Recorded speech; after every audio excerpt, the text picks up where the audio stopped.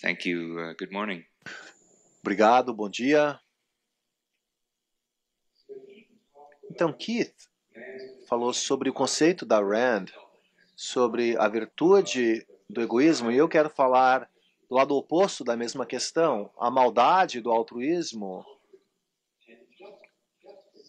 E só para dizer que existe maldade no altruísmo, é algo que para muitos parece um paradoxo tão grande, se não maior, do que dizer que existe uma virtude no egoísmo.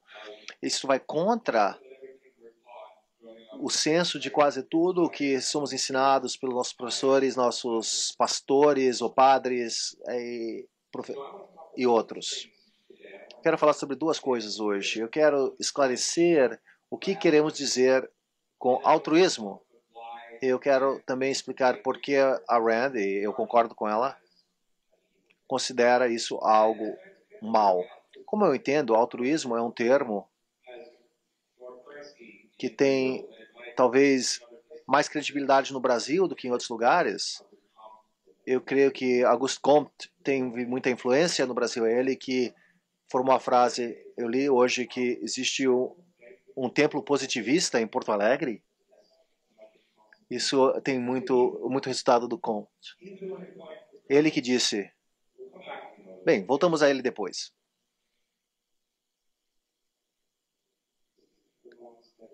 Aqui é o grupo, não é o conjunto de slides correto.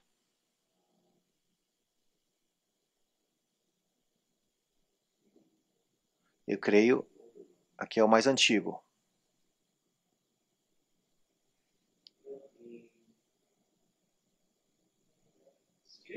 Vou pular esse. Eu vou assim. A primeira coisa que eu quero esclarecer é que quando falamos do altruísmo, não estamos tratando a mesma coisa que talvez você chamaria de benevolência ou generosidade ou qualquer tipo de fazer o bem pelos outros.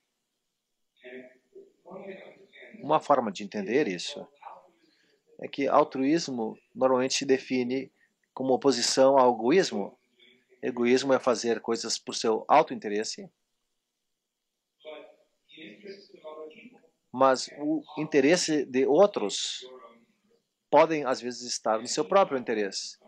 E Keith tratou disso, dizendo que não há motivo de viver por si mesmo, não é necessariamente algo que é às custas de outro, que você pode ter um relacionamento ganha-ganha, mas você pode ir além disso. Nós temos amigos, nós temos entes queridos, e a razão que eles se tornam assim é porque compartilhamos valores e interesses com eles. Não é só que queremos vê-los felizes, mas se somos egoístas, nós queremos trabalhar para a sua felicidade, nós queremos ajudá-los a se tornarem felizes, porque nós vemos isso como pagar o preço, ou pagar o custo de ajudar a nos fazer feliz. Se eles são verdadeiramente nossos amigos e entes queridos. Quando falamos sobre altruísmo, não estamos tratando de ajudar os seus amigos, ajudar os seus entes queridos. Altruísmo é maldade, mas ajudar os seus amigos e entes queridos não é. Mas eu quero tratar o outro aspecto para esclarecer porque altruísmo não é a mesma coisa que generosidade ou benevolência. Isso é em dizer que os altruístas mais consistentes, que chamam com mais frequência você sacrificar os interesses dos seus amigos e dos seus entes queridos a favor dos estranhos. Eu tinha mais alguns aqui que eu queria mostrar, mas eu vou começar com... Pense do Evangelho. O que é que Cristo chama os seus apóstolos para fazer? A negar a tudo e vir segui-lo. E quando ele diz tudo, ele diz não só o seu dinheiro, não só o seu tempo, mas seus relacionamentos com os seus entes queridos. Em Mateus 10, ele diz, eu venho dividir filhos e pais, filhas e mães. Pessoas precisam viver por Cristo nesse ponto de vista. E a demanda altruísta é vista igualmente em ordens sagradas, onde monges e padres têm que ser santos vivendo esse tipo de vida. Eles não devem ter uma esposa, eles devem viver para Deus. E existem versões seculares disso. Aqui tem Peter Singer. Aqui é uma imagem dele dando uma palestra em Porto Alegre. Ele é um filósofo americano-australiano e ele é famoso por achar que se você ganha uma quantidade razoável de dinheiro e você gasta demais não só no seu conforto material, mas no conforto material da sua família, se você gasta dinheiro dando aos seus filhos uma boa educação, se você gasta dinheiro levando eles nas férias, você poderia gastar esse dinheiro salvar pessoas morrendo de fome pelo mundo afora. E desde que existem pessoas morrendo de fome, você não deve gastar com seu próprio conforto ou o conforto de sua família, porque isso seria egoísta. Então, os altruístas mais consistentes, sejam eles religiosos ou seculares, pedem a renúncia de si mesmo para outros, mesmo quando é o auxílio que você dá a seus entes queridos. Então, o que é altruísmo de fato? Eu creio que a forma mais fácil de resumir altruísmo é sacrifício. Sacrifício especialmente do si mesmo.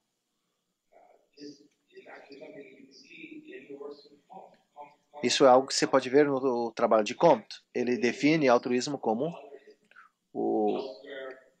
os outros, o ismo dos outros. Ele diz que altruísmo nos pede a viver para os outros, não viver por si mesmo ou para si mesmo. O foco é nos outros, mas especialmente o sacrifício que você faz para os outros. Mesmo quando isso quer dizer sacrificar os interesses que você tem em certas outras pessoas pelo bem de estranhos.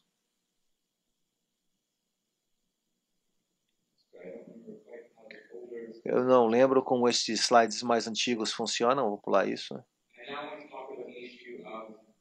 Eu quero falar agora sobre por que o altruísmo é maldoso ou ruim. Eu já falei que altruísmo exige sacrifício até mesmo dos seus entes queridos para os outros. Mas quais outros? E de que forma? E eu quero enfatizar que o altruísmo, em sua chamada pelo autossacrifício, não presta atenção ou presta pouca atenção em, de fato, alcançar o bem dos outros. Se você pensar sobre Madre Teresa, eu tinha uma foto aqui da Madre Teresa mais o Bill Gates, o empreendedor americano, na área de tecnologia. Quem que o altruísmo considera o santo moral? Obviamente, ela. Por quê?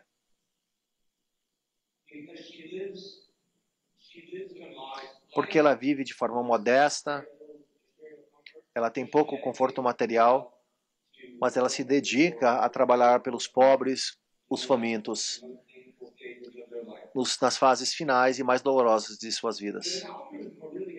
Mas se altruísmo fosse uma questão de verdadeiramente ajudar outros, por que ela seria a santa? E não alguém como Bill Gates ou outro empreendedor da tecnologia.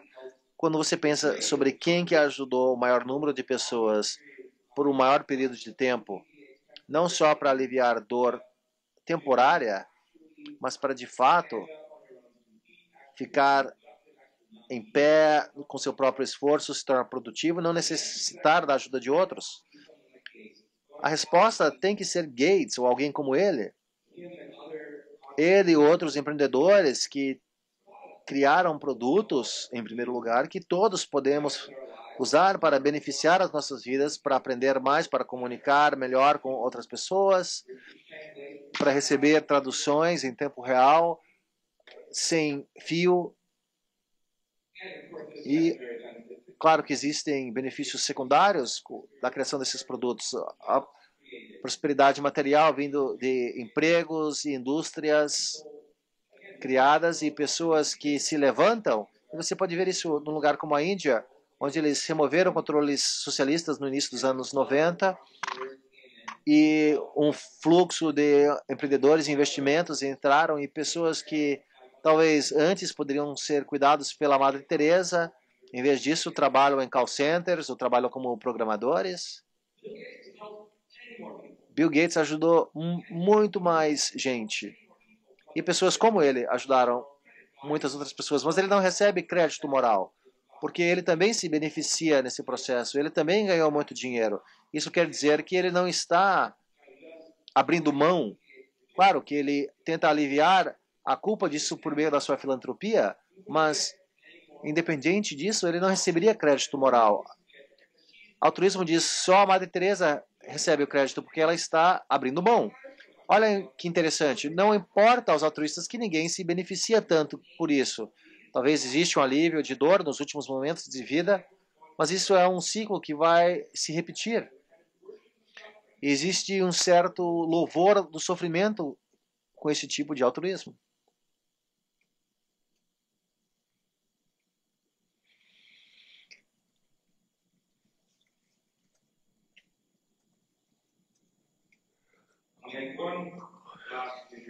Vou fazer mais um último ponto. Infelizmente não tenho a imagem correta aqui, mas eu recém falei sobre o que altruísmo nos pede sacrificar. Sabemos que devemos abrir mão de nós mesmos, ou sacrificar a nós mesmos para o bem dos outros, mas acontece que não existe uma preocupação muito grande se os outros de fato se beneficiam, mas desde que nós nos sacrificamos, este é o padrão do bem de acordo com o altruísmo. Oba, você achou os certos? Que bom.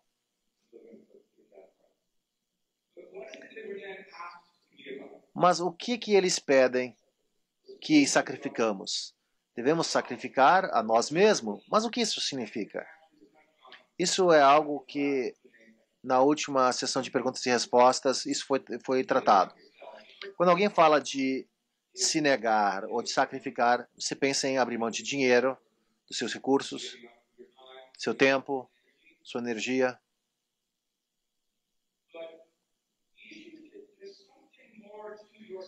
Mas existe mais algo além de si mesmo do que um monte de dinheiro. Você é mais do que um pacote de dinheiro, recursos e tempo. O que você é de forma mais fundamental? Isso surgiu na pergunta, na ideia do ego. Isso não tem algumas conotações negativas? E claro que tem. Se você pensa no ser como uma coleção de desejos e instintos para ter bens materiais, mas a Ayn Rand e o Aristóteles pensavam que o ser é algo maior, é a mente humana, é a mente racional, é aquela coisa que existe em você, que escolhe e pensa e valoriza. Quando os altruístas então lhe pedem a sacrificar a si mesmo, o que eles estão pedindo é que você sacrifique a sua mente. Existem muitos exemplos que exemplificam isso. Talvez você tenha experiência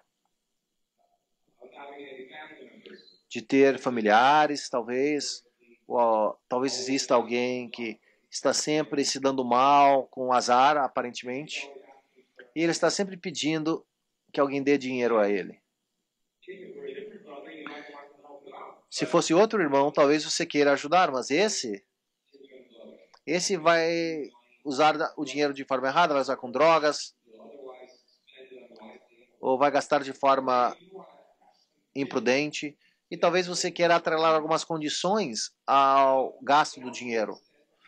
Mas altruísmo diz que, num caso deste, você não tem o direito de colocar condições no dinheiro que você dá a alguém com necessidade.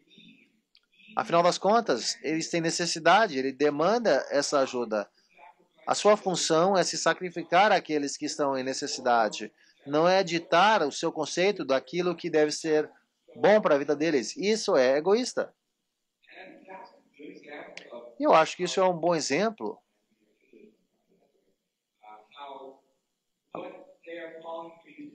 Aquilo que eles pedem que você sacrifique o seu julgamento e seus valores. Mesmo aquilo que pode ser bom para outros, os valores que você usa para determinar isto.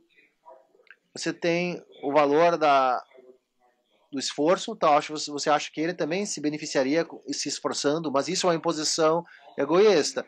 Altruísmo está pedindo que você sacrifique a sua mente nesse pedido para se sacrificar.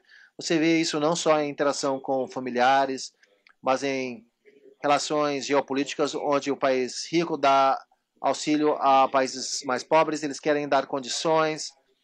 A América do Sul tem experiência com empréstimos de ajudas estruturais. Normalmente existem condições que existem para impedir a economia de entrar na condição original, reformas de mercado, mas os altruístas rejeitam e dizem a necessidade de alguém é algo que deve ser cuidado, você tem que dar o auxílio sem julgar como será usado.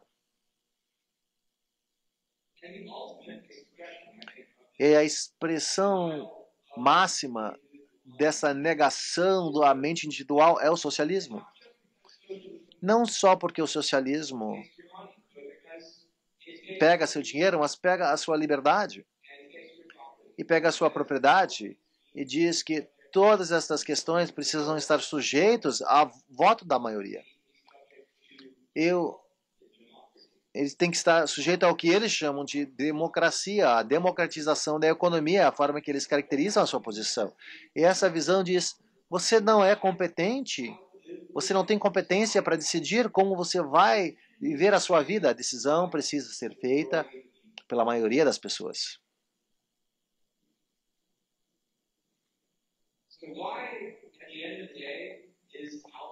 Por que no final das contas, o altruísmo é maldade? Eu acho que a maldade é a destruição proposital. E o que nós acabamos de descrever é um código que chama aqueles com habilidade, virtude e força para sacrificar aqueles sem essas características. Ou seja, um chamado para que se autodestruir. E não para um valor maior, mas sim para a destruição pela causa da destruição em si. A Ayn Rand chamava isso de uma moralidade de morte. Ela ofereceu, então, uma moralidade de vida que Kita articulou na sua última apresentação. Então eu quero fechar hoje com uma breve citação da Ayn Rand.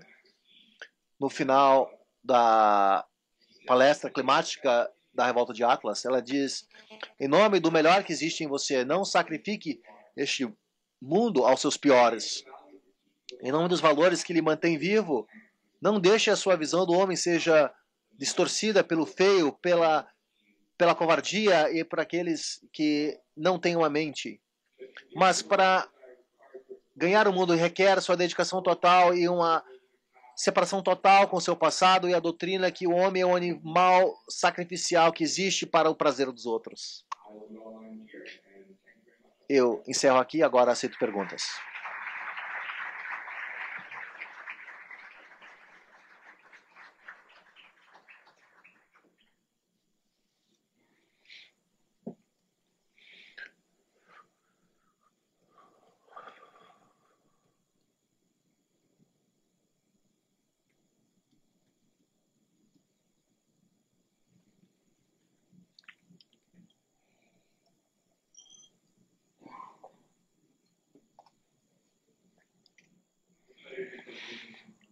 I'd like to mention a quote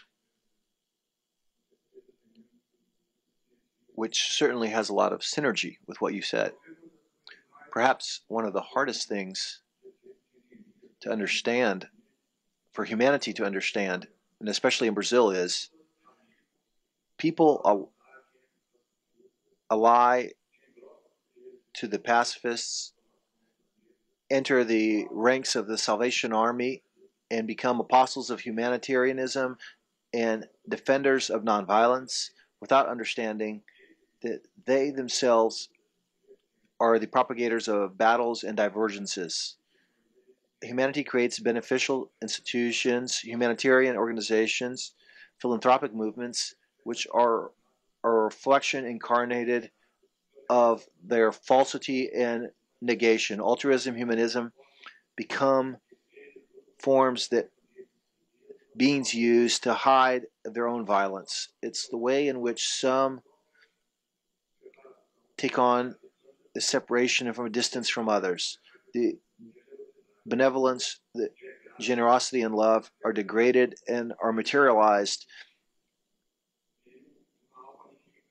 in a mendicant soul, the greatest mistake of the sense of doing for others, the degeneration of charity. I'd like for you to comment on that.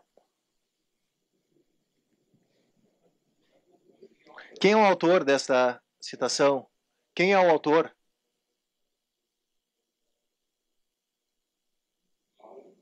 Molyneux? Stefan Molyneux? Eu não tenho muito a dizer sobre essa citação.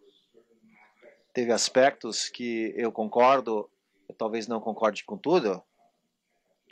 Eu teria que examiná-lo e ver o inglês original, se ele vem então do inglês. Mas eu creio que é verdade se você está tratando de altruístas consistentes, como aqueles que eu citava. É importante que não haja uma boa intenção equivocada. Às vezes eles falam que o caminho para o inferno está pavimentado com boas intenções, e às vezes se fala da lei de consequências não esperadas, que descreve os resultados das políticas socialistas. Às vezes isso vem de pessoas que se chamam de liberais ou libertários, mas eu creio que isso é um erro.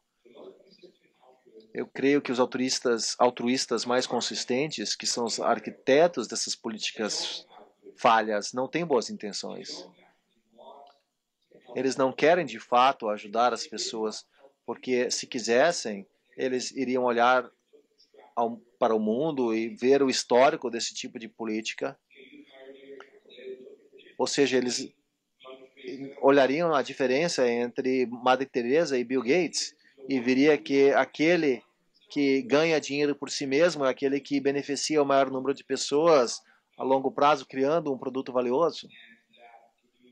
E se você impor políticas que inibem ou restringem pessoas como Gates, ou que expropriam a sua riqueza, você está desincentivando-os a criar esse valor, ou até impossibilitando que eles façam isso em alguns casos, que quer dizer, então, que mais ninguém se beneficia. Eu não vejo como uma pessoa honesta pode ver o mundo e propor chamados políticas humanitárias que têm o efeito de restringir a criação de valor e achar isso é um erro inocente. Eu acho que isso é uma má intenção e, frequentemente, no âmago desses pedidos é um desejo de destruir aqueles que têm, de fato, realizado as coisas. Existe um certo ódio do bom por ser bom. Ela achava que o movimento de igualdade, a ideia de que existe algo errado com a desigualdade em riqueza e renda, mesmo se pessoas ricas estão ficando mais ricas, mas os pobres também estão ficando mais ricos. Se existe um problema aqui nessa brecha, essa ideia que seria melhor se todo mundo estivesse igualmente mal. Este é o desejo para a destruição e o desejo niilista para a destruição do bem. Não importa o efeito nas pessoas, importa que aqueles que se acham os grandes sejam cortados. Mais alguma dúvida?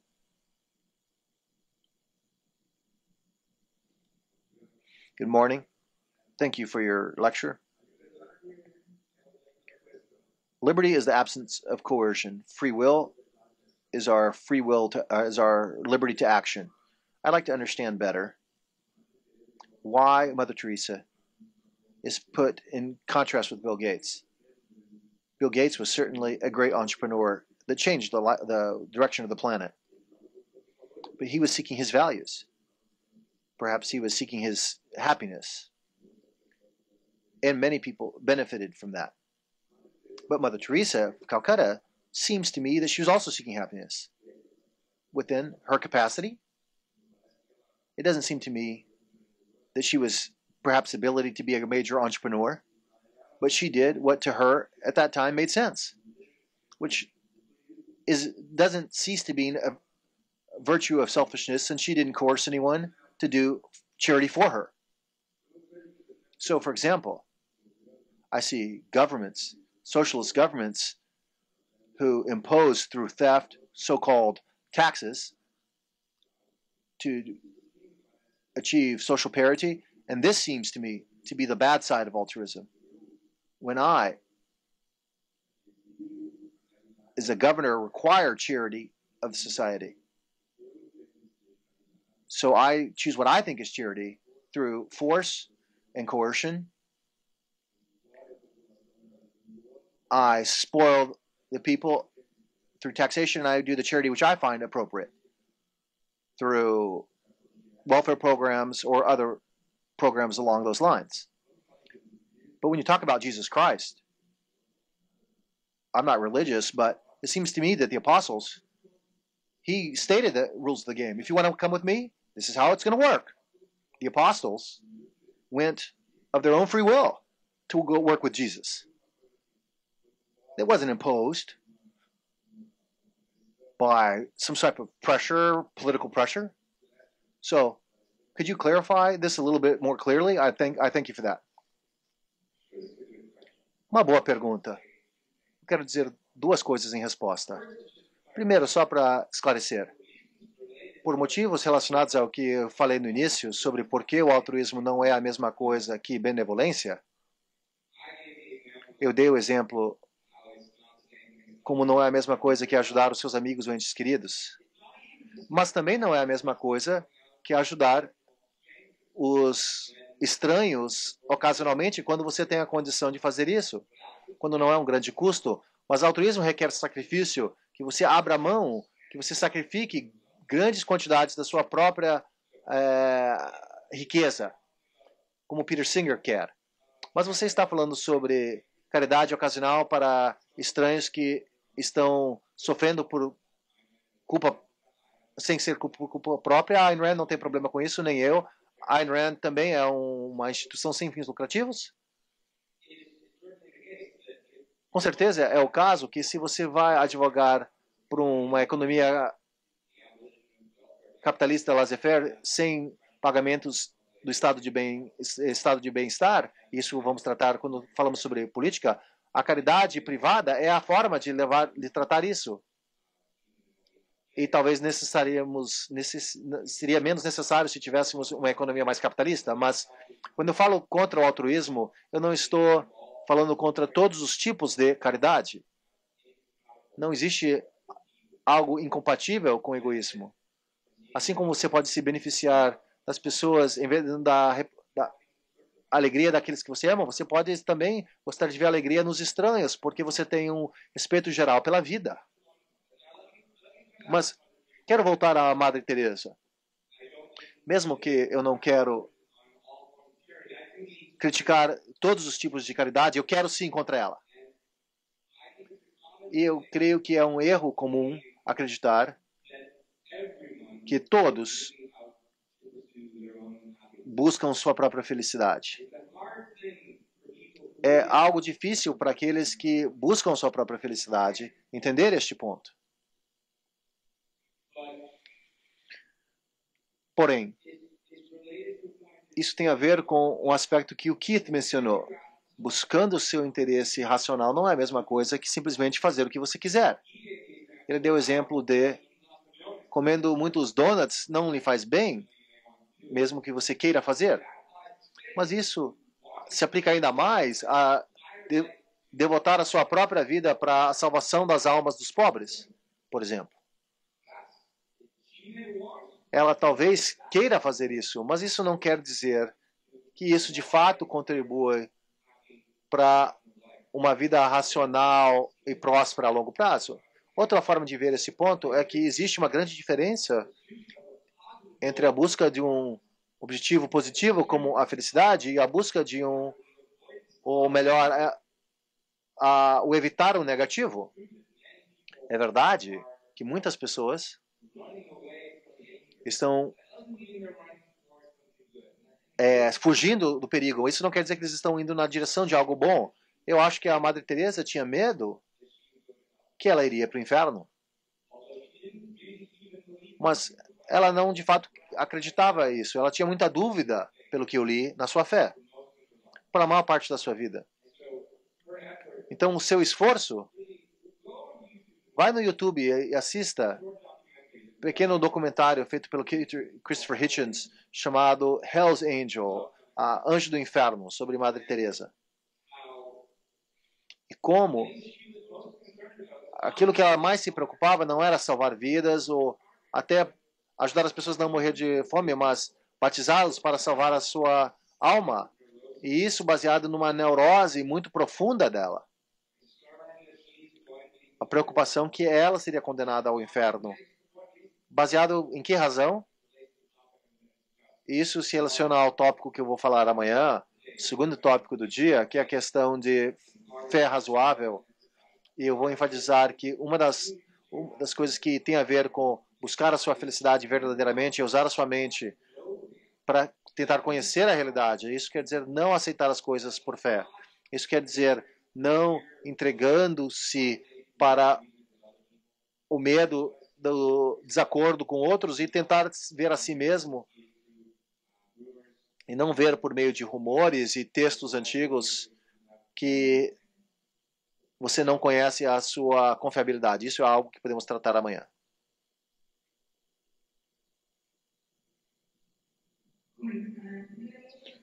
First of all, I'd like to congratulate both you and the prior speaker for the clarity of your ideas. They're very interesting. The entire concept of deconstruction of egoism and altruism. But I need to create a parallel with the prior lecture because these are concepts that go hand in hand. Altruism is the opposite of egoism. They're antagonistic. And altruism, as was clearly shown, is virtuous selfishness with various principles and morals, such as productivity, independence, pride, honesty, integrity, and justice. These are the ones that I were able to write down. And altruism would be, in fact, the sacrifice of these values for another person, correct? But I have a question. I can understand very clearly, or at least better, what productivity means, independence, pride, honesty, and integrity. These are clear concepts in my mind. My question is about one value, which I don't know who could define for me, which is justice, the concept of justice. This is a value that I question, who can define this? And who can do this? Because it seems to be very difficult for everyone to have their own sense of justice. Because what's just for me may not be just for you, right? Who would define what is just? The church, the state, the popular vote? This is a question that I have not been able to resolve. Thank you.